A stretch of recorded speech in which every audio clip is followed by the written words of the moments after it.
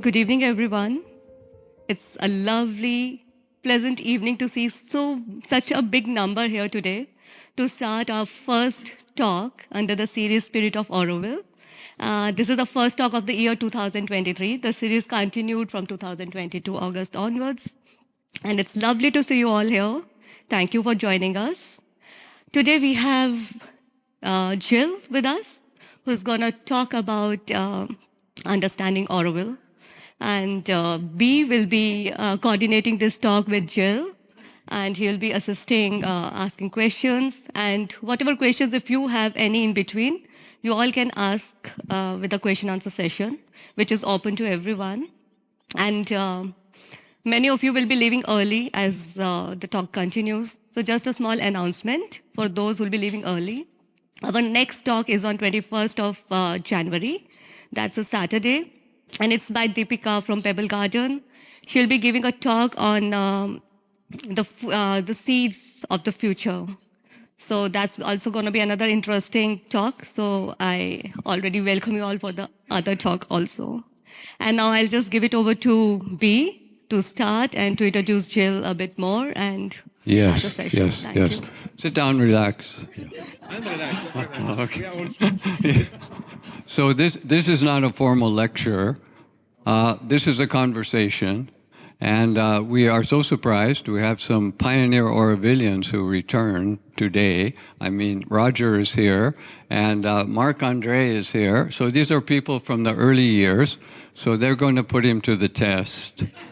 And then we have all these wild Australians are here too today. So we expect a lively exchange. Bem brought them. And this is wonderful because what we're trying to do, as you all know, Auroville is in sort of a mess at this time. So we wanted to revive the spirit of Auroville, but we have to maybe reflect a little bit on what it is. And so we've had this series of talks, as Shilpa has mentioned, and we'll continue with them. This one today, we're returning to the source, which is, of course, the mother, who was the inspiration and the founder of Auroville.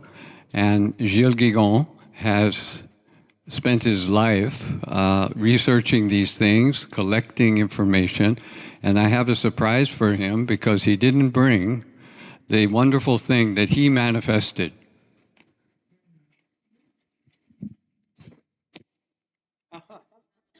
2 volumes. Everything Mother ever said about Auroville, here it is. So nobody is denied any information. It's all here. And unfortunately in Auroville, there's a tendency to, maybe this is, some people think it's the Bhagavad Gita or the Bible or the Quran or something, but it's not. And we all know how Mother understood what she said, not to take it as any kind of dogma. Everything is for a certain context.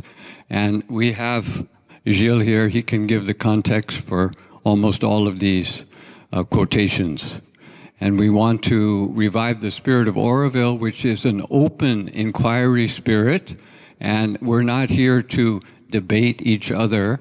We're here to build the city. And we can do that if we work together.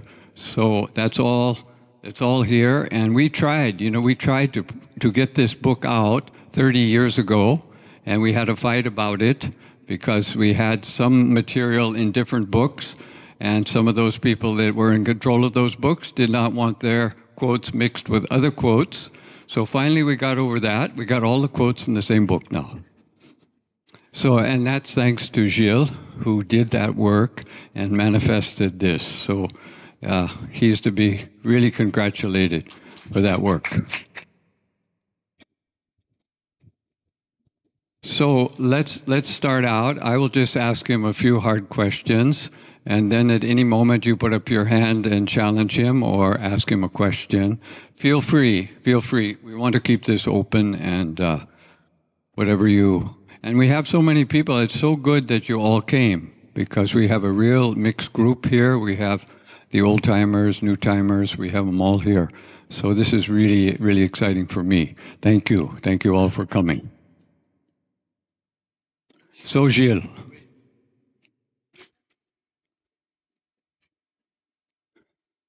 tell us why you are collecting all this material and tell us how you feel it should be used.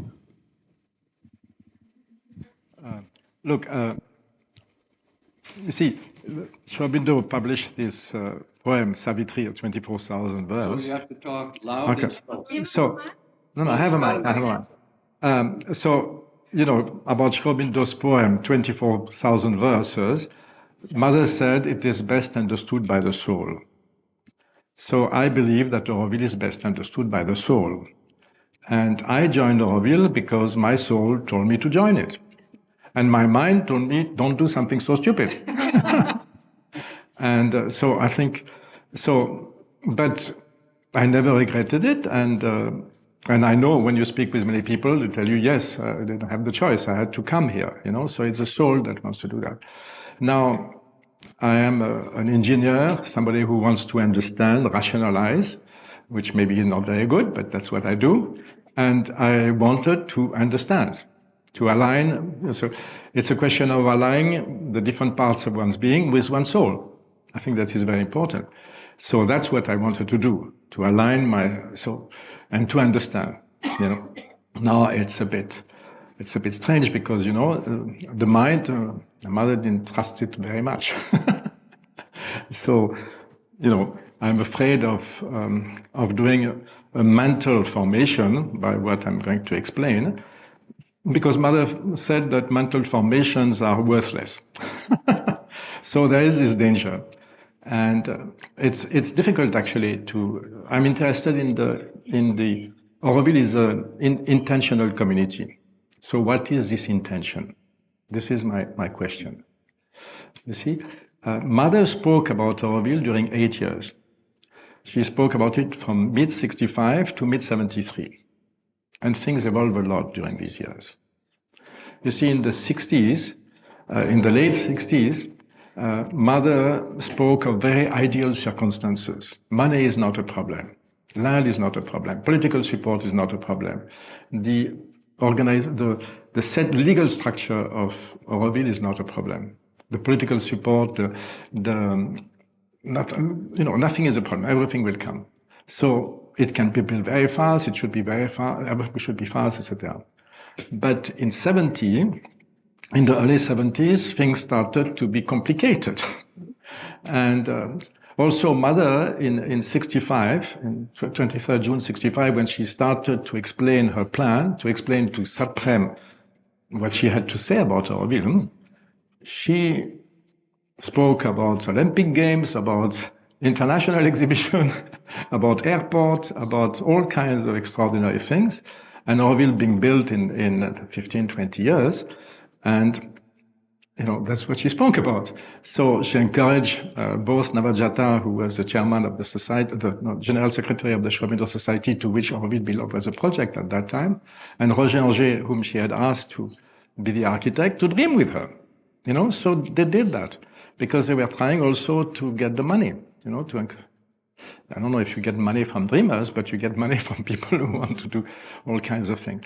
So there is a very big difference between, let's say, the first volume of my compilation and the second volume, because the first volume is about extraordinary thing.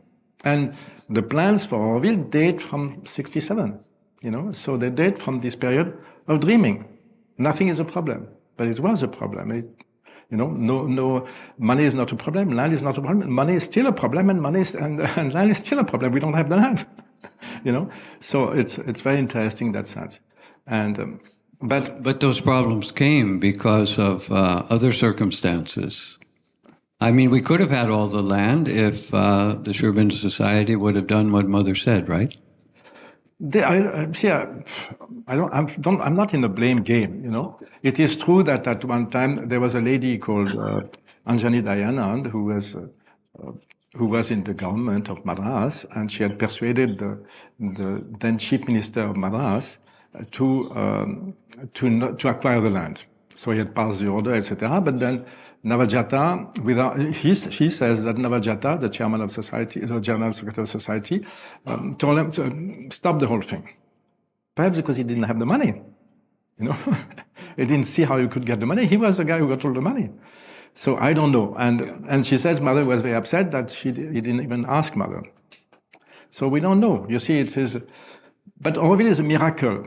You see, I remember G.R.D. Tata, the big boss of the Tata Group of Industries, telling our friend Fred, I don't understand this lady, you know, you have an old, 90 years old lady, she doesn't have the money, she has not come out of her room at the ashram since 5 years or something like that, and she's inviting the youth of the world to come here. She doesn't have the money, she doesn't have the land, she hardly has political support, and these youth come, you know, and so it doesn't happen. So the existence of Auroville is a miracle. For me, there is absolutely no doubt it is a miracle. If you look at the whole story, etc., it's unbelievable. How could she bring, and she has brought here an amazing diversity of people. How did these guys come? From all kinds of walks of life, etc. So, yes, it's a big dream, and it is facing, but it's of course, it's natural that there is a lot of objection, but it's still going on. So, that is the answer to your question. And I want to align to understand. But understanding is maybe not, I also have doubts about understanding. You know, but I think at least one maybe can correct some mistake to say, look, there are things that some people are saying which are just not true, and some things need to be understood also. So you would say, for example, many people in Auroville say the charter, the dream, and the to be a true Aurovillian.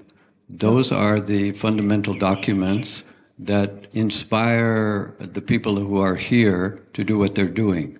Now, the charter, you can read how it came about. She discussed it with Satprem. It's in your book. Yeah. And then the dream came from before. That was for the ashram school. But then she discussed with the Aurovillians at the aspiration talks about to be a true Aurovillian. Yeah. So that discussions are available for anybody to actually read. But you see what you're saying. I agree with what you say. But it's what is Auroville about? You know, because it's an ideal society. You're saying, let's build a city. Is it building a city? You see, I think if you want to build a beautiful city, better go to Dubai. Or to Qatar, you know, because there's no problem of money, the beauty, everything. And they have a desert also. Yeah, there's plenty of land, etc. Yeah, so it's not exactly about building a city. You see, there's one thing so it's about Aurobindo and the mother. What was the main endeavor of Aurobindo and the mother? This is the main thing, because they are not at all, it's not about building a city. You know, for them, building a city, that's not the point. That's not the point. Aurobindo and the mother are about a change of consciousness, an evolution of consciousness. You see, in his book, The Life Divine, Aurobindo says that the crisis, the ongoing crisis, is essentially an evolutionary crisis. You know? And when I think about that, I think about a famous quote of Einstein, who said that the problems humanity are facing today have been created by a way of thinking. And to imagine that the way of thinking that has created this problem will solve them is stupid. It won't work. I mean, it's what he said. I'm saying it differently, but that's what he said. Mother doesn't speak of way of thinking, because our way of thinking depends on our state of consciousness. So what she said is that the condition in which people live depends on their state of consciousness. And to want to change these conditions without changing the state of consciousness is vain chimera. It's not going to happen. So Aurobindo also, in his talk on the Independence Day of India, spoke about a step in evolution. About a step in evolution. You see, evolution, the evolution of life and consciousness on Earth is taking place very progressively. There is a constant elevation, and there are sometimes some steps. So Aurobindo spoke about because our present consciousness is a consciousness. It's a very mental consciousness. So he spoke about another consciousness, which he termed supramental. So super is the same as what you have, but supra means out of, beyond. So he spoke about a consciousness which is beyond the mind.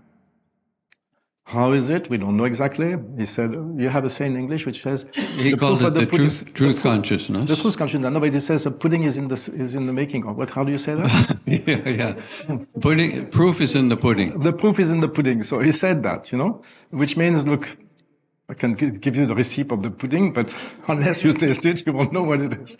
So it's about experimenting it. So it's a very different kind of consciousness. So anyway, this is what we believe that they pulled in their body, this new and higher consciousness, and that on 29 February 1956, this consciousness started to manifest on us. This is what Mother said.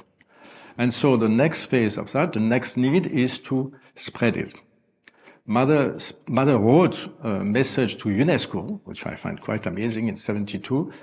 The Auroville is meant to hasten the advent of the supramental consciousness upon Earth. So for me, this is really the reason of being of Auroville. Is meant to hasten the advent of supramental consciousness upon Earth. And so the question after is, how did Mother set the stage for this to happen? So she invited here all kinds of people, and because Aurobindo and her wanted to have in the ashram, and then of course after in Auroville, a symbolic representation of humanity, of humanity's diversity. And you can see that, I don't know how she did that, but we have quite a diversity here. Aurobindo explained about the ashram that if only the sattvic type was represented, sattvic, you have the tamasic, the sattvic, which is more, and the rajasic. He said if the rajasic type was not represented, this is difficult. They can do a lot of things, but it's difficult. If the rajasic type was not represented, then probably the transformation of humanity would not work. Because that's what they're trying to do. That's their endeavor, to try to change, to transform humanity. And to try to transform humanity through us. There is an article which I could share by Nolinida explaining that, and also about Mother Pandit, two very senior disciples. Aurobindo also said about the ashram, but it applies also to Auroville, that there is all kinds of human types here. And if a person of a particular human type can transform himself, then it helps all over the world people of the same type. So I believe it is because of that Mother wrote Auroville, the city the earth needs. It is because of this effect. You see, Mother explained, Aurobindo also spoke about the earth being the symbolic representation of the universe. And Aurobindo said, if you touch something on Earth, you are touching something in the universe. So the Earth is a chosen planet in the universe. I mean, I can tell you more about that, but I don't want to take more time. And Mother also explained that India is a symbolic representation, is a chosen country. She wrote a message very interesting, which is India has become the symbolic representation of all the difficulties of modern humanity, and that India will be the place of its resurrection to a truer and higher life. I think if you think about all these two sentences, when Mother says you want to know the problem of the earth, just look at India. So, but it's a place where you have all kinds of problems, but it's also the place which has hope, which is going to teach something to humanity. Mother spoke about India being the guru of the world. Aurobindo said that also. So there is an enormous difficulty, but an enormous potential. And so Mother, when she said that, she says, I always wondered why there is such a chaos in this country. And she says, now I understand. It is where the center of the force will be applied, where this change will occur. So this is, in my view, the reason why it is the city the earth needs. Okay? So how did Mother set up the stage for this thing? So she invited all these crazies. But shouldn't you back up and first she wanted to prevent World War III. So that 1962 Cuban Missile Crisis seemed to have triggered her, to call Nehru, the prime minister, and get U.S. and Russia involved in building Auroville. And then when that failed, because Kennedy was shot and Khrushchev lost, then they went to UNESCO, And UNESCO said, no, we can't do it, but we will help India, you. yeah. Yeah. No, so you are speaking of something Mother said in September '66, which is very interesting. And she said that she had a revelation and that she thought that the reason why she created Auroville is to prevent a new world conflict. And she says if the countries of the world, the main powers of the world, who are presently piling up weapons of mass destruction, threatening each other, and they do that out of fear, if instead of that they could work together, collaborate together on something which is based on the truth, Auroville, then it could prevent a new world war. So that's what she said. And she said that on 21st September 66. Now, very interestingly, exactly 1 month after, what happened? A meeting at UNESCO, when the first resolution on Auroville is proposed, and unanimously, all countries of the world voted in support of it. So I find this very, very interesting. But now, when Mother spoke again about that, she had another idea. When she said what I just said about the symbolic representation, etc., she said, no, earlier I had said that it was to prevent a world war, but it's superficial. This is not the reason. This is the reason. I can tell you the date also of it. So she said, no, but it's still valid also, in a way, but so Mother is hesitating. You see, the real very interesting question, the difficulty about explaining what is Auroville, is that Mother didn't know. This is the real difficulty. She went step by step. One very interesting thing is that when Aurobindo and Mother met for the first time, we know that how Mother felt about it. She wrote in her diary, basically, make it very short, she says, the man we met here, she said, whatever the circumstances of the world, the First World War was being prepared. And she said, doesn't matter the state of the world because he's here. Yeah, basically, that's what she said. Now, I think many of us were curious to know, but what did Aurobindo feel? And in fact, his younger brother, Barin, when he came back from jail because of this thing that happened, where Aurobindo was also put in jail, he asked his brother, Aurobindo, he said, but how did you feel the first time you met Mother? And Aurobindo said he had never seen such a total and unreserved surrender. He had never seen that, And he even said he didn't know it was possible. So Mother is totally surrendered. Mother doesn't have an idea, doesn't want this, doesn't want that. She's totally surrendered to the Lord and keep asking the Lord, it's the Lord tells her what to say and to do. This is how she functions. And it's constantly evolving. If there is new possibilities, new needs, new constraints, we can't do it like that, we'll do it like this. This is how she functions. And so at one point, she says something like rules and regulation will be formulated progressively as the underlying truths of the Taoist emerge progressively. We do not anticipate.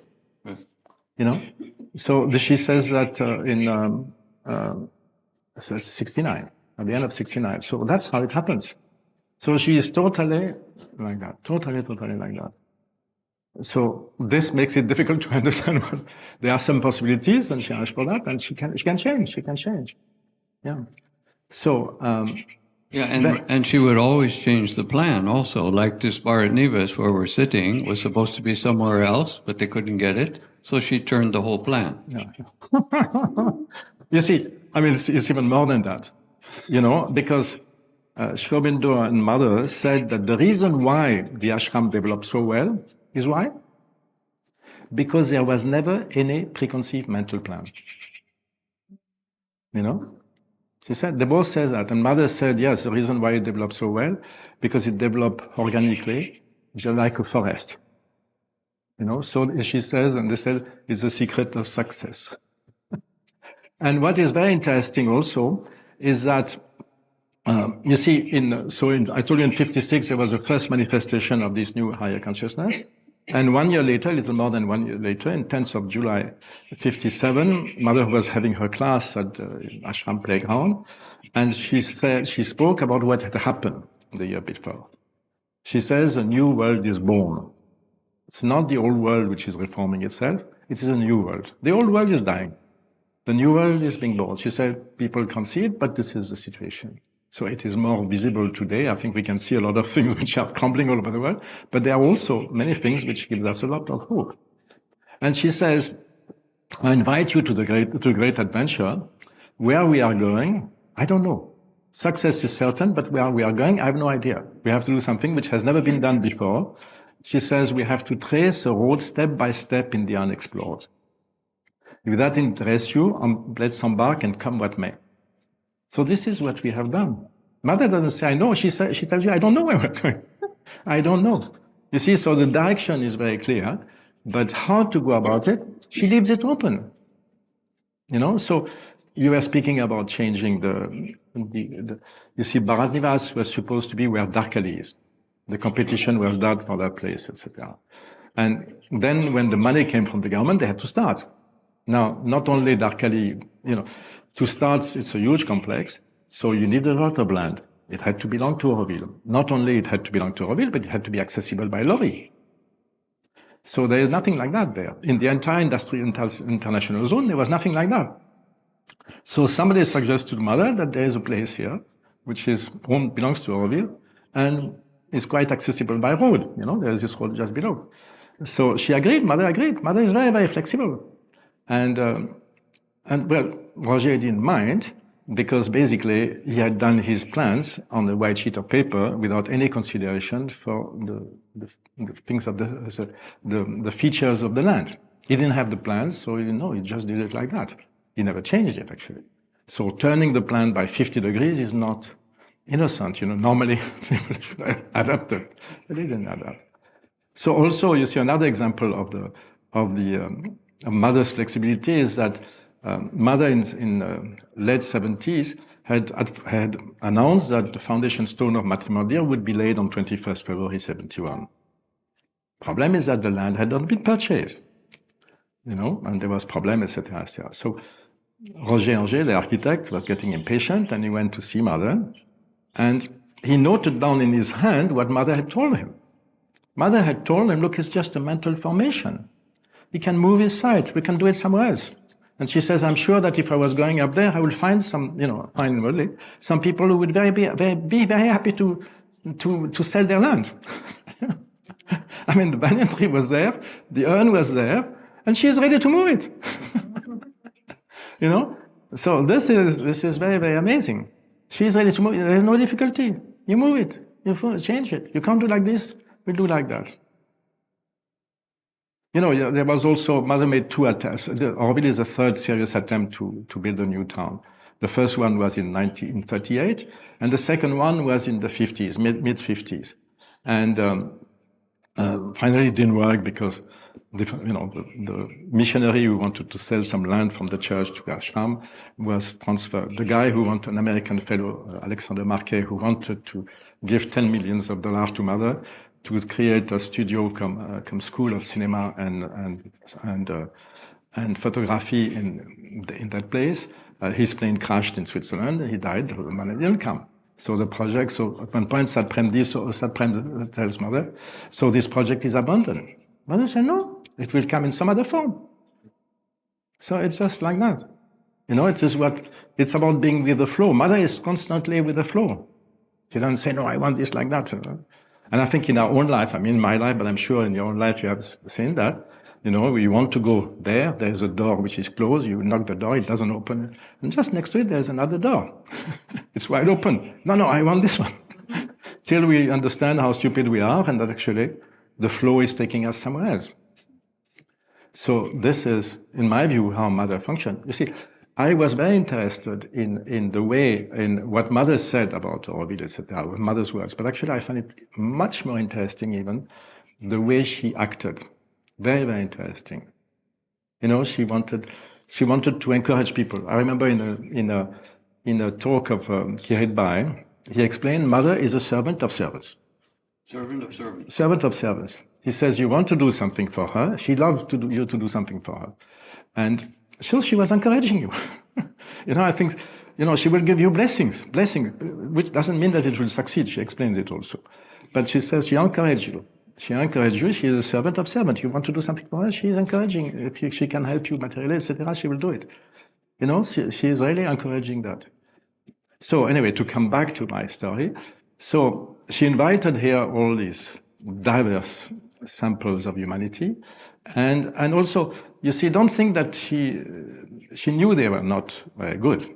You see, even in the ashram in 1950s, at one point, Mother tells Navajata, it's in the agenda, you can get rid of half of the ashramite without getting rid of a single sadak, a simple spiritual teacher. So she knew very well. She knew very well that you can't have a society of perfect people.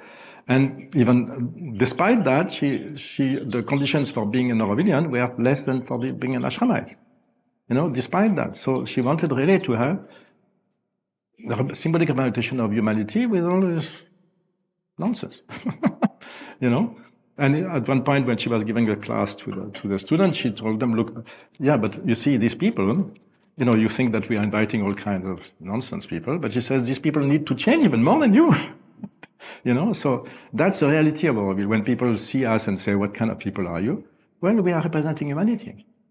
And then she assigned to us two aims, you know, which have never been achieved anywhere, just to put us under pressure so that we change consciousness. It's about transformation of consciousness.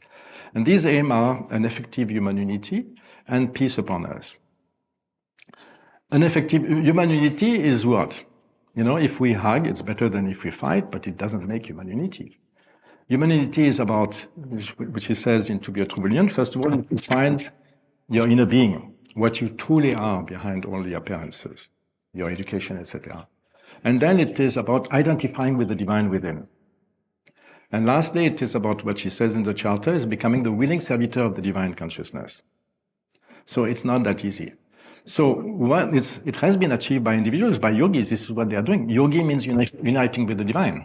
Don't hit the microphone. Yeah, sorry. And so it is about, if we all identify with the divine within, then we are all one in the divine. That's the only way we can achieve our aim. You were saying before that Mother only talked about Auroville. Tell him Yeah. this is Biggie. Okay, thank you. Old friend. Planted trees. That's it? No, keep going. That Mother, she spoke about Auroville only in 1965. Yes. But what about that Sri Aurobindo was always saying that there should be a place? No, you're right. So Auroville didn't come out of, because she started speaking about Auroville. She had a project, but it is absolutely true. I mean, I also said that she made two attempts before it, 38 and 56. Okay, they didn't materialize, they're too early. But it's true that in my book, if you look, there is a prologue. All kinds of quotes of Aurobindo and the Mother speaking about this at a certain point on time and certain location. There is a need of a new society, a more ideal society. So there is a background, but there is a starting point, which is in 64, and Mother starts speaking about it in 65. You know, but it has always been there. She says also that already it's an interesting thing because she speaks about the formation of a town which came to her repeatedly, starting from the time of her childhood. And she says also when she was with Theon, that is in 1906, 1908.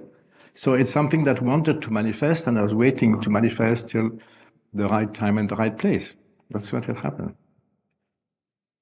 So to come back to the stories, there is all these people, there is the aim to put us under pressure.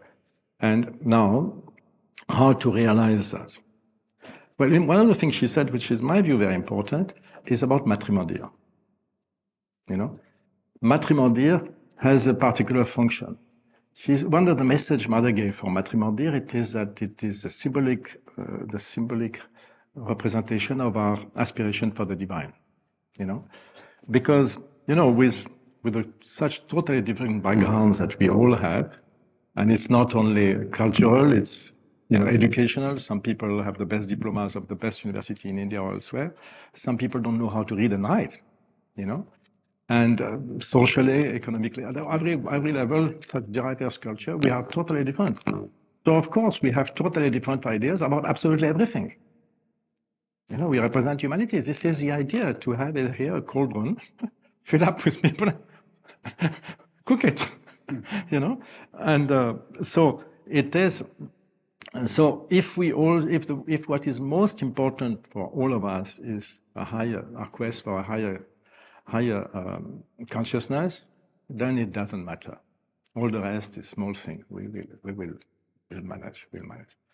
So I think it is because of that in one of the aspiration talks, she says Auroville is, the Matrimondir is the central force, the cohesive force of Auroville. Because that's, in that sense, unite us. And she also said that she told to her architect, Roger Auger, build Matrimondir, put my symbol on the floor, put the fourth symbol of Aurobindo standing, put the crystal globe, and I take it upon myself to make it a very powerful center. But she added, only those who are receptive enough will perceive it. So she has put this thing there. And also very strangely, you see the four pillars of Matrimondir represent the four aspects of personality of the Universal Mother. And they were completed exactly at the same time as Mother left her body. So it's like she was waiting to put something there, which many people feel. So some people feel, some people don't feel. But so there is this place which has a particular power. Yes, some people. So that is important. And so also this is the spirit of Auroville. This is the soul of Auroville, the spirit of Auroville. It's something very particular. It's basically Mother's presence in the middle here. Very, very important. And you see about Mother. So when she spoke about Matrimondir at first, she said we'll put at the center pavilion of truth or pavilion of love, and she converted. She said no, I mean divine love, because human love is something else. And then she says the pavilion of the Mother, and she pinches herself like that and said not this Mother, the Universal Mother. You see in his book Aurobindo, the Mother, Aurobindo speaks about the Universal Mother, the Transcendental, and the Individual Mother. And in answer to a question which somebody asked her, he says, yes, it is, our sweet Mother is the Individual Mother. But also something very interesting. Mother says that if a particular being which is manifesting in different parts of the world, it's the same being. If he manifests in different parts of the world, if he manifests himself in China or Japan, people will say it is Kwanon or Kwanin, the goddess of mercy. If it is in ancient Egypt, they will say it's Isis. If it is in South America, they will say it's Pachamama. And among the Christian, the Catholics, they will say it's Virgin Mary. But Mother said it's the same being. So the same being has been worshipped in different parts of the world under different names, which is fine. So it is this Mother Goddess, which it seems historically has been the first one to be worshipped. Okay. As I'm speaking of worship, I must say that Mother said something which is very important about Matrimondir in general. She says it's out of laziness that people worship. They need to transform yourself. It's about what matters is transforming yourself.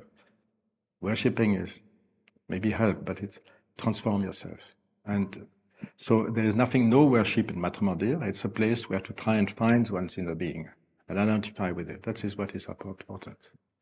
So now we have set the stage, and Mother. So now something which is not recent. You were speaking of things recent. Something in 1912.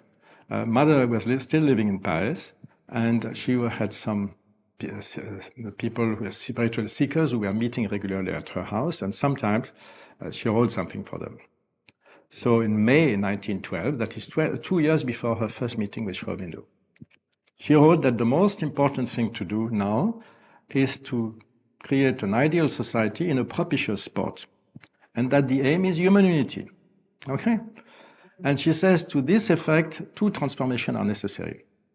The transformation of the individuals, so that they identify increasingly with the divine within, and the transformation of their social environment, so that it becomes more favorable to our individual transformation.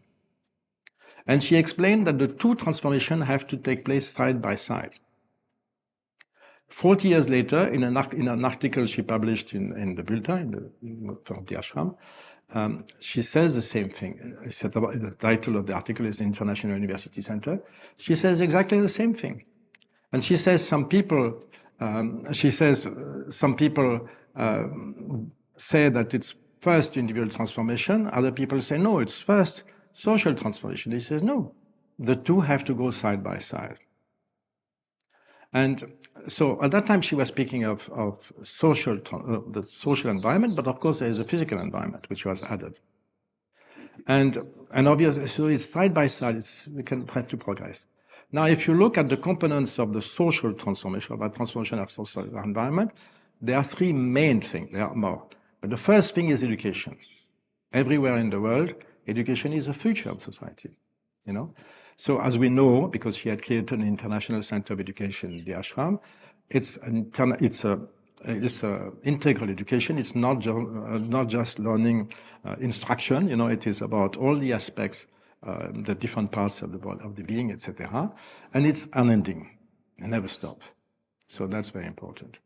But you understand also that even if you are the best teacher and you try to teach the kids, and the kids see what's happening in their family and everywhere around them, they say, look, you know, so you cannot have a more ideal education even if you know the text, if society tells the kids exactly the opposite, no? So the two have to go side by side. About the economy, she said it should be an economy, so it's education, economy, and organization governance. So about the economy, she says that it is based on the communist system, but taking into account the inner reality of people. And that is absolutely capital. Because, you know, the communists didn't invent the communist system, which is based on collective property and from everyone according to his needs, to his possibility, and to everyone according to his possibilities, to possibility and needs, okay? And the difficulty is that who knows what are your needs and possibilities? So it has to be according to inner reality. Mother was able to do that, and people felt she was able to do it. But it's very difficult. So to come back to this economic, you see, one of our friends, Gilles Guigan, who at that time was registrar of the school in the ashram, told us that every Sunday morning he had to see Mother and reporting to her what he had done, etc. And so he told us one day he reported about how he'd spent the money that she had given to the center. And he said, look, I've tried to do everything good. There was one kid, he said, there was one kid who wanted photographic equipment. At that time, it was photographic equipment, different lenses, and also a developing studio. And he said, look, it was quite costly, and there was only one kid who had asked for that. So I decided to do a little more for everybody. And Mother told him, in this particular case, you should have seen that for this particular kid, not for anybody else, it is an essential need. You should have given it to him. So this is what it is about. And you see, for a system like that to exist, there has to be some people who can, we all have common needs, but every one of us has particular needs, very specific needs. And so there has to be some people who can see what is the need of different people. But if they can see it and don't have the means to do anything about it, it doesn't work. And also, very, very importantly, you know, if you have got the photographic equipment or the new motorbike or a bed for your kid or whatever, everybody else should, I was first on the list, why can't I, you know? So it requires a different kind of consciousness. So for this system to be possible, it needs to have a different kind of consciousness. But this is the ideal, yes. You see, the communist ideal is a communist of all the joint family and all the tribes. That's how they all function. You know, so it's an age-old system, which if the elders were doing that, if they were clever, I mean, they were wise, then it was working. If they were not wise, this is terrible. You know? So this is a situation, it's difficult. And so to do equality for everyone is a terrible system. Because different people have different needs. So about the organization and governance, Mother says it's not governing, it's organizing. You know, so it's the first thing. And what she wanted is that, first, that there is a very simple framework, organizational framework, so that everybody can find naturally his position. Nobody should appoint you, nobody should vote for you, or, you know, things like that. Naturally, you find yourself in the department where you should be, and if you are sincere, if you are working well, etc., work comes to you. You know, work comes to people. And some work never comes to some people because, you know, I mean, if you want to get something done, always ask a busy person, because the others can't do it. Okay, and so also about she wanted the decisions to be taken by the highest consciousness available. So it is definitely not democracy. Democracy. I like to quote Winston Churchill, who said, "Democracy is a very bad system, but the others are even worse." And when Mother was questioned about no democracy, etc., she said, who says we haven't found something better?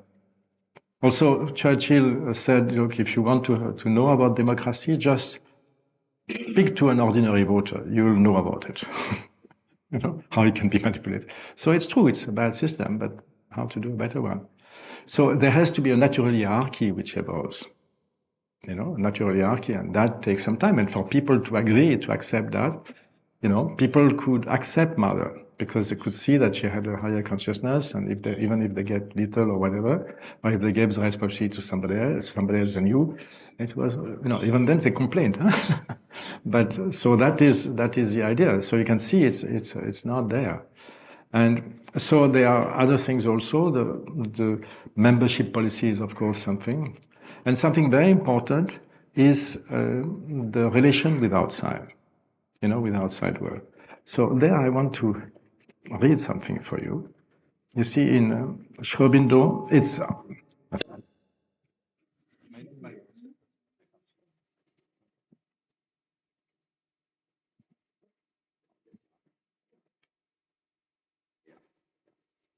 So it's something that Aurobindo wrote. He had one of his disciples, Dilip Kumar Roy, to whom he wrote about some 4,000 letters, was very, very impressed by him and wanted him to be better known, wanted Aurobindo better known.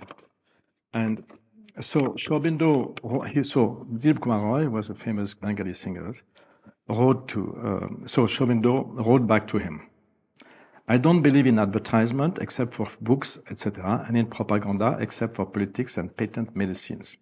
But for a serious work, it's a poison. It means either a stunt or a boon. And stunts and boons exhaust the thing they carry on their crest and leave it lifeless and broken, high and dry, on the shores of nowhere. Or it means a movement. A movement in the case of a work like mine means funding of a school or a sect or some other damn nonsense. It means that hundreds of thousands of useless people join in and corrupt the work or reduce it to a pompous farce from which the truth that was coming down recedes into secrecy and silence. It is what has happened to the religion, and it is the reason for their failure. Okay? And this was taking place at the beginning of Auroville. So in 1971, Satprem was reading a new book that he had just published, On the Way to Supermanhood. And in this book, he had quoted this letter of Aurobindo. And Mother told him immediately, this passage should be typed and put up in Auroville. It is indispensable. They all have a false idea about propaganda and publicity. It should be typed in big letter on the top, Aurobindo said, then put the quotation and send it to Auroville. Say, I'm the one who's sending it. So the Aurovillians were not communicating to anybody about it. No means. Only two were doing that. Is Satprem, is Navajata and Roger. If you look at the newspaper. And so at that time in 71, so just after that, in February 71, some people went to see Mother and asked her, but what is you have to inform about her? She said, yes, of course. But what difference do you make between informing and publicizing? So she said it's a question of mental attitude than rather of physical action. Publicity does not discriminate between the person to whom one speaks. Publicity means addressing a public which cannot understand. What we try to do is carry the light where it can be understood and received. It is a question of choice. It's a question of selection, not to spread the thing without discernment. It is to choose which milieu, which people, which conditions can understand, and to act there only.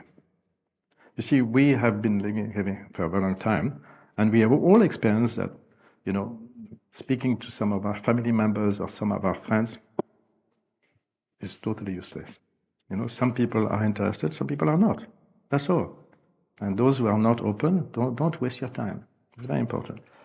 The other thing that Mother says, in public, and that is very important because I think many people in Auroville are doing exactly the contrary there. In publicity, to make the ideas comprehensible, One lowers them while we keep our teaching at the height where they are to be understood. We do not diminish the value of the thing so that it may be understood by all. We keep it at its height, so that those who can understand may do so. The teaching should be kept at its maximum height. The selection then takes place of itself. It is the comprehension which makes the selection. You see? So we have, now with internet, anybody even outside, poor people do their blog and post Auroville and tell all kind of nonsense. But one has to say what Auroville is about. Auroville is about a change of consciousness. This is what it is about. If that interests you, fine. But if it's other things, no, it's not necessary. You see, it's like the secretary is recruiting people now. Mother said no recruitment. So this is the danger that we are under threat. This is very, very serious in my view. No? Yeah. So it's also about our relation with our neighbors. You see, at that time, Mother spoke of not having any paid employee in Auroville. Because it's true, if you want an ideal society, you cannot have two types of citizens. When in ancient Greece, people spoke about Athens being a model ideal society, etc., but there was a huge number of slaves, so it was not such an ideal society. So, but then what happened is that the people living in the village around need a livelihood, and they were earning their livelihood from the land. So, of course, when they were asked to sell their land, they were told you would get some job, we'll employ you. And also, you can imagine that if we didn't work with the local people, there will be a lot of misunderstanding among ourselves and among them. And the fact of working with them, it's very good. And also, Mother had spoken about something that spreads physically, locally. And through our working together, that is also spreading locally. So it's something very important. Now about the physical transformation of this place. So what is it for? The physical transformation of this place is the other transformation which is necessary. It's about being able, this plateau was almost totally desert. It was uninhabitable the way it was, you remember. There was no tree, no shade, nothing. So it was first about reclaiming the land, making it livable. No, that has been done. And it is also it is about being able to host up to 50,000. I don't take it as something like that. As a number, golden number, I don't relate to that. But it's okay. Mother spoke about it at one point. It's about creating a situation, an environment which is propitious to our individual transformation and to the transformation, social transformation of our community. That is the aim. It's not doing one plan or another plan. This is the aim. Creating conditions which are propitious to our transformation. So it's also about that. It's not about outer shape, because everything in yoga, everything works from within to without. The inner quality reflects outside. It's not you give a nice shape outside and it's slum inside. No, it's not about that. So it's completely about from inside. So it is more about the values that are embodied and expressed in our habitat. This is what matters. It's not the outer shape. And also it has to be very flexible. You see, when Mother described her plan to Supreme in June 65, she says, as for the construction, it will depend on Roger's plasticity. So what does it mean, plasticity? I found what it means. She said it. She explained it. She says it's being able to change everything, basically. So I knew that Mother spoke about plasticity and flexibility. Now, I have all the works of Mother in my computer, like many of us, and I did such. Computer is very easy. You open the volume on the word plasticity or plastic and flexibility, plastic. It's everywhere. I knew it was absolutely everywhere. Yoga is about plasticity, completely. So people say, no, it's about plasticity. You have to be plastic, completely plastic. Mother also says, that is in a conversation at the end of 69, she says, Auroville is a place for research, for studies, for experiment, for a way of living which is simplified, a simplified way of living, where the higher qualities have more time to develop. This is what matters. You see, if we build some fancy building which needs a lot of money to buy, and then we have to earn the money and to maintain, It's stupid. This is not the aim. Now, another thing which is very important is beauty, harmony. You see, Mother said that beauty is to the world of forms what truth is to the world of ideas. And that failing, I don't remember the word, but if you don't do beauty, it's as a serious mistake as not respecting truth. So it has to be beautiful. It's very, very important. It's perfection in matter. Very, very, very important. You see, one thing that I should have said earlier, but I'll say it now. It is that there is a big difference between Aurobindo's yoga and the yoga of many ashram, traditional ashram. Mother explained in 1967 that before Aurobindo, you had the choice between two things. Either you live a normal life with all the pleasures and the pains, or you withdraw in a cave of tapasya, that is a monastery, a convent, or ashram, or cave in the Himalaya or somewhere else. And there, after removing yourself from earthly life and matter, you can experience the divine. And she says the radical change of Aurobindo is that it is about changing earthly life and divinizing earthly life and divinizing matter. So it's not about renouncing it, it's on the contrary. And he says this fact, which has occurred in the past in Indian history at one point, to renounce matter, to renounce it, this is what has created the downfall of India. And he says, no, it has to be like that.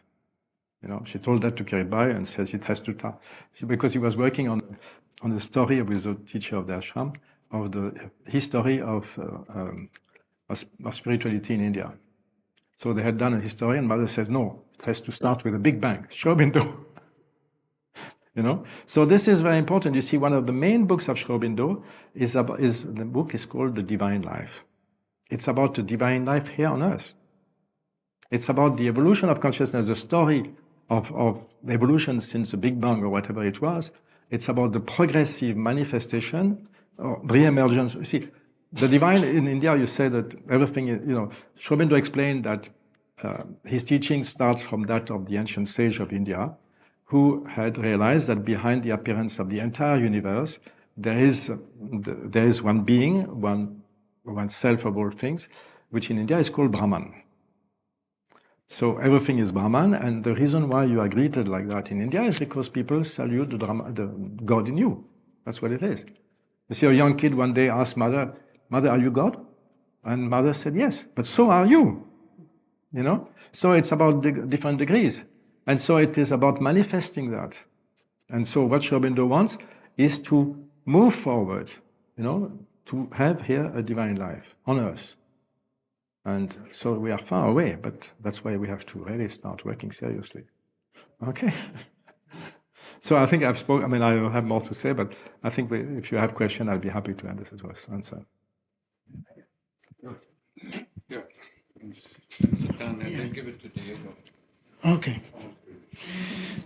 I'm very curious to know, in the intention of Mother, what would be the difference between Auroville and the ashram? Because recently we've been told that we are willing servitors of the divine, so we are sadhaks, we are supposed to be sadhaks. Was that the intention of Mother? But yes and no. Why did she do Auroville and not extend the ashram? Because she wanted to widen the experiment. You see, the ashram is a monastery, with all the rules of a monastery. Auroville is not a monastery. She explained it very clearly. So she wanted to have she wants to transform humanity through us. The ashram doesn't represent really humanity. They represent a very particular type of people. We represent humanity with all the nonsense. Yeah, that's what we are. And that's what needs to be transformed. So we are not in an ashram. Mother said it's nothing to do, it's completely different from the ashram. She said Auroville is completely different from the ashram. You see, the ashram is very different. Aurobindo ashram is really very different from all other ashrams. But on top of that, she says, but it has nothing to do with Auroville. Ashram and Auroville are completely different. She has created both. But she says, the ashram is very different. And people thought it was, no, she says it's different. I can find you the exact quote in the agenda where she says it's completely different. Don't refer to that. But we have the same aim, but starting from a different point. Normal life. Maybe we have more freedom to experiment, to transform. Yeah. Mother wanted a lot of freedom in Auroville. Freedom to be. It's about, it's all about the freedom of being. and having all the chances to do that. Basically, I can explain to you what I feel. It is that humanity lives in a paradigm of having. You don't have a Rolls Royce, you don't have a Rolex or something like that, you're a failure, my friend. This is what the world is about. Aurobindo said that three things which are most attractive to the vital is what? Sex, power, money. And you look, the people who have the most of that, look Donald Trump, for example, they are ready to cheat, to have more. They have already everything, they want to cheat. And there are plenty of other examples. I can hear Mick Jagger singing, I can't get no satisfaction, because the more you have of that, the more you want more. So, and you can see also, I think Gandhi Ji said something like there is enough in the world for everyone's need, but not for everyone's greed, or one person's greed. So this is what you are witnessing. The world, humanity doesn't have, you cannot provide what Westerners, for example, will call a decent way of living to everybody. There's not the resources. So we have to live in a different way. It's about living, it's about changing paradigm and being a paradigm of having. The paradigm of being. You see, the paradigm of having is if you have something, I don't have it. And if you have a job, we are working in the same office, we both want to have the promotion, and you're my good friend, but we torpedo each other because if you have the promotion, I don't have it, no? Etc., etc. And frustration, so. But if the aim is being your beautiful self, you are not casting any shadow on anybody. You are just encouraging the other to be. Because whoever you are, I don't have your qualities, so how can I be jealous of you? I can just feel, look, if you can be so beautiful, I also want to be. I surely have some qualities, and I want to do that. It's about that. It's about the satisfaction, about developing your potential maximum to be a better servitor of this divine consciousness. This is what it is about. Gilles. Oui. I'm Diego. Yeah, we joined Auroville at the same time. Maybe you can enlighten us about something, or me particularly with my limited knowledge. I understood that she said something about the matrimony. Once it's completed, everything will get better. No, she didn't say that. No, she didn't say that? Did she say it in a different way? No, she said it's important to be there at the earliest. It's better for Auroville and for the world. It's better for, okay. Yeah. But you said it earlier. He said it earlier. She said, when the Matrimandir is complete, I will put my force there. Things will go. No, she didn't say that. No, she didn't say that. No, anyway, she said the earlier it is there, the better it will be. What is the first sentence in the dream, which is, as you said, one pillar? It is there should be one place on earth which doesn't belong to any nation. Okay? What is the first article of the charter?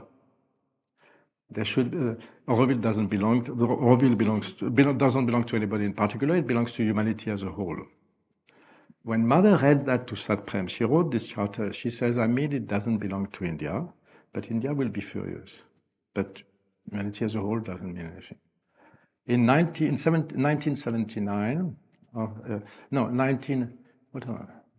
it's 1970, or 69 or 70, we don't know, because my friend forgot often to write to date her letters. She was a liaison with the Auroville liaison with UNESCO. So she writes to Mother, she types a letter to Mother, she likes to play like that, and she writes to Mother that she had just spoken with Roger Anger and with Naval Chakra, and that both had told her that it has been agreed to hand over Auroville to UNESCO for a particular program. And she writes, she could speak like that, she says, I don't think it's possible, it's impossible, etc. Mother writes back, in her hand on the letter, I have the original, saying, I don't know who told you that, but I say an emphatic, I don't know who would have taken this decision, I didn't take it, and I say an emphatic no, underlined 3 times. And then she writes, to hand over the management of Auroville to any government or to any institution, however big it may be, is an absolute impossibility. Signed. Okay? So, if you want to discuss that, fine, but it's like that, really. So it's a fundamental of Auroville.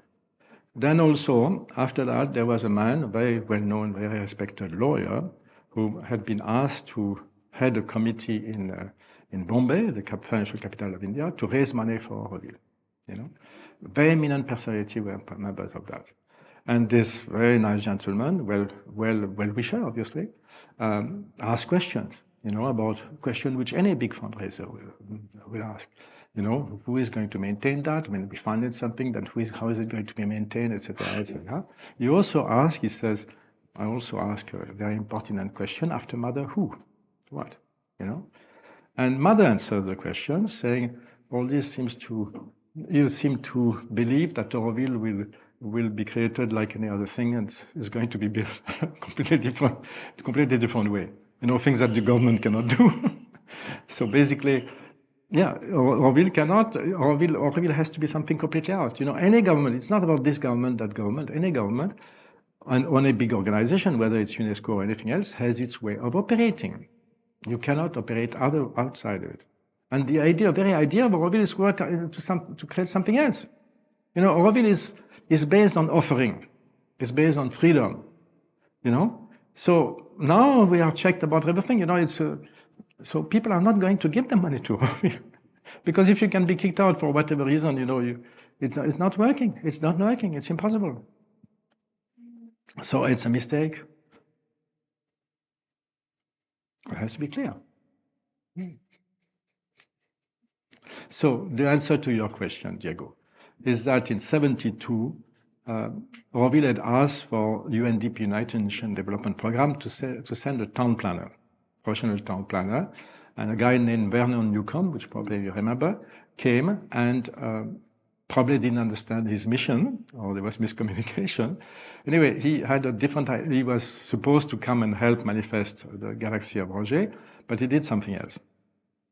If you see the pizza, he divided in 5, saying that in Auroville symbol there is 5, no? And he said we develop one slice of the pie at a time, which is not a bad idea, and that the 4 zones would be in each one of the pie. And mother said, no, I have seen, we are open, but it is not. She says, I've seen this partition on 4 zones. And then what's happening is that, Vernon Newcomb tries to persuade mother that 5 is good, it's in the symbol of Auroville, etc. And then André, mother's son, thinks that mother has not understood that so he says, Mama, and then she had heard, she was very much there, and she said, and I will put this flower of realization in Auroville when the matrimonial will be completed. So that's a quote. Put the flower. So it is something like that, but it's a particular thing. I don't. Because the spirit of Auroville, the center of Auroville, the presence is there. Yeah. It's Shamanal Gupta who said this story. Because he was there, he was the liaison. I can find the exact explanation. Any other question? Oui, Rodi. Yes.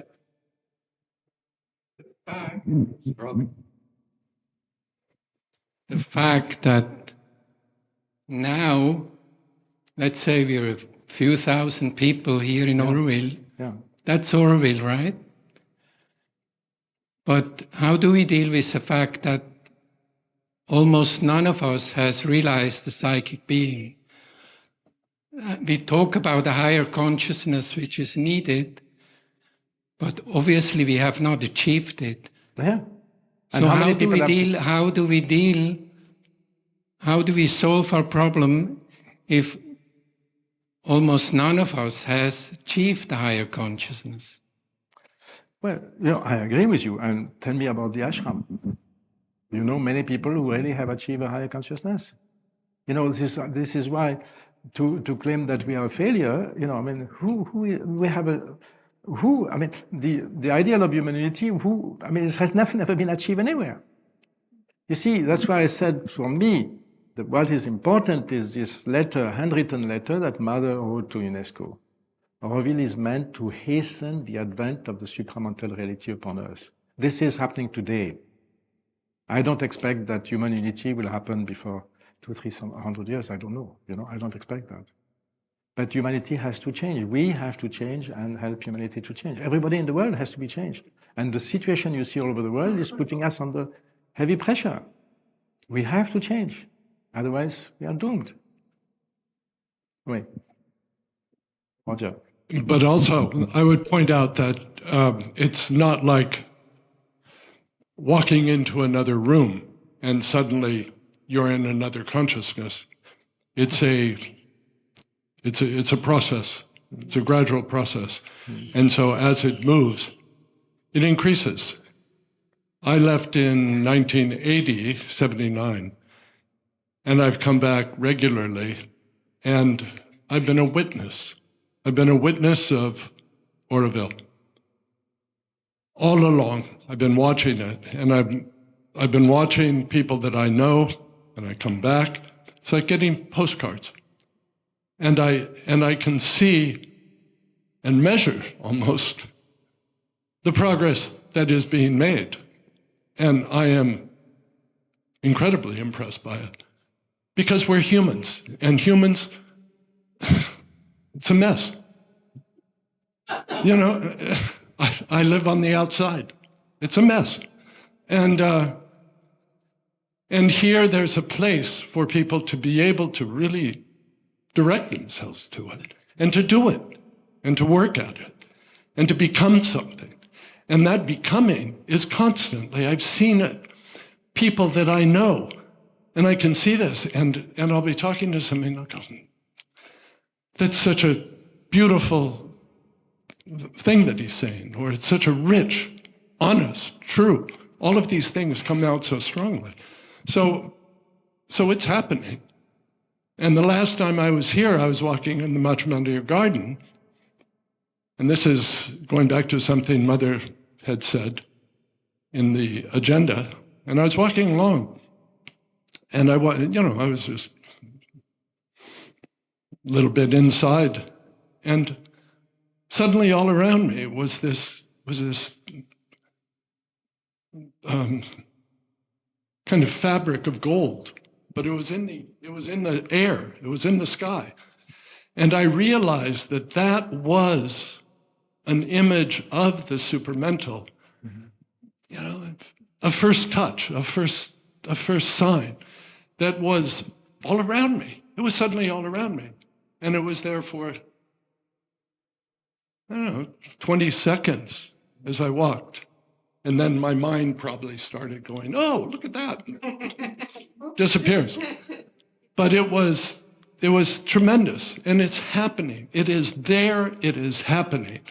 And that is what this government, which should know so much more, that's what it risks destroying. Yeah. You see, in 67, Mother told Roger, because probably in January 67, in Steving starting, etc., and she told him, Auroville is going fine, but it's not developing the way other things develop. And she says its progress is visible by the inner consciousness and not by the outer vision. So this is the situation. If your inner consciousness can't see and say you are a failure, that's what happens. But the inner consciousness can see things that the outer vision doesn't see. What are you guys doing here? Wasting your time. You know, and also realize that in 70, there were these aspiration talks where some of our friends like Christophe and Bhagavandas were, and it was incredible. They were living in aspiration which has just been livable. There was no fence, nothing at all. There was a desert around, and they told Mother, look, we don't know what to do. We have to say it's a loss. And Mother told them, you have seen the world outside, no? She said, yes. You can't be too different. Imagine? You can't be too different. I think it's still the case. But we can try to pull a bit, I think. You can't be too different. We keep attracting all kinds of people, So. But the very existence, the very fact that Auroville is going on, and that, to me, it's an extraordinary sign of hope. I believe, that's all.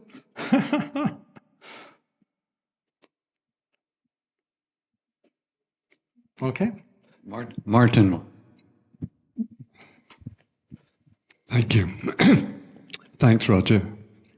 That's given us a bit of a boost, I think, because we tend to be very self-critical, and I think that there is something very beautiful here, despite all the problems that we are facing right now. But what I'd like to ask really is, what do you see, Gilles, as the opportunities that coming from what we're now facing? What do you see as the opportunities? You see, for me, Mother spoke about, in 57, I said, Mother said the old world is dying and the new world is coming up. So what we have experienced repeatedly already in the 70s is that, there is a huge resistance to the new world to come. And I see the one very positive thing is I see that people are organizing some, the dispute with the Aurobindo Society obliged us to come together. So we had no chance if we don't come together. And I see, there is something very bad happening, but also there is a group of people who are really working together, more together than anything. So I don't know, you see the situation in the world, we are a reflection of the world. Absolutely. It's terrible, where you see all over the world. I think we are living through a period that I'm 76, I don't think there was a period like that. No.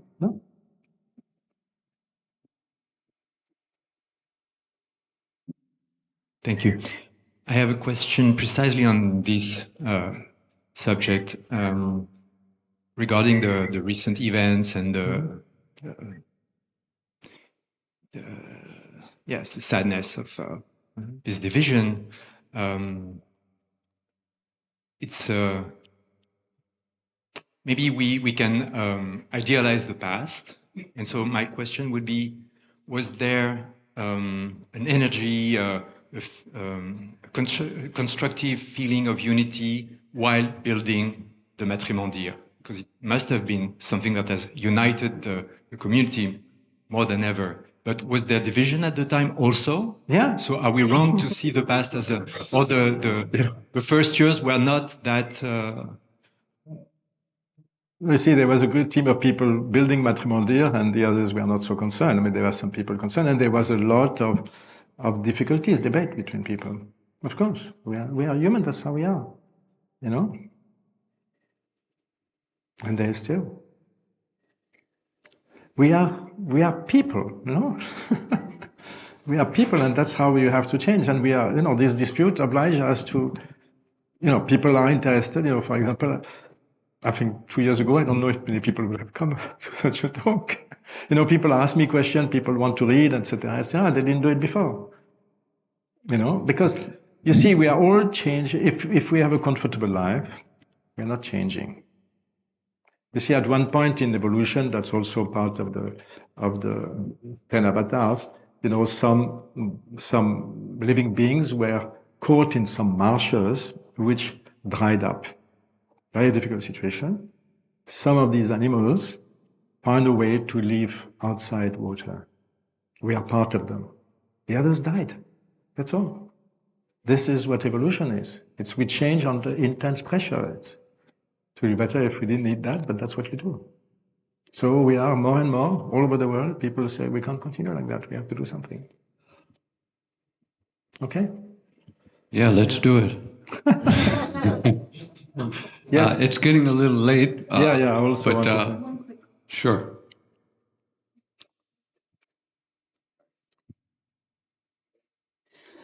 When I listen to you, Gilles, and B, and the other pioneers here, it resonates with my heart. I feel so good to hear you. And there's an attempt to tell us another story. It would be really nice to hear your voices more. Like if you just even posted little snippets on, so that there would be a reminder of what Auroville was when it started, and that it would stay on course with that. Oh, You should have seen when it started, there were all kinds of people. You know, I don't believe in the good old time anywhere in the world. People tell you, oh, you know, in France there was a period which was so. No, it's getting better everywhere. The good old time is now.